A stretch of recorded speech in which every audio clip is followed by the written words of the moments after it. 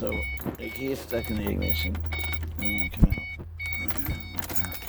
It's in a 2005 Mustang V6 convertible, and the ignition stuck, or the gear shifter stuck in park. It won't come out.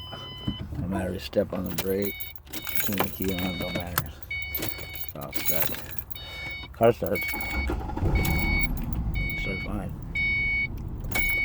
but you can't get the damn key out. This happened to me last night in the casino. So I had to leave the keys in the car. That's how you get it undone.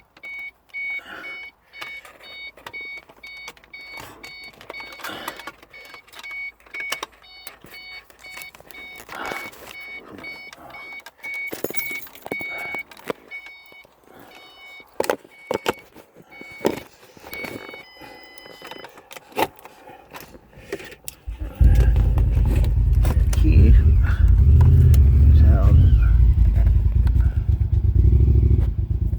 There's a little metal piece right down here. Figured out?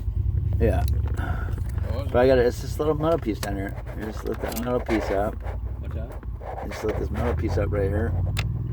And it clicks. The little metal piece? Yeah, it clicks the lock, and you can take the key out. Cool.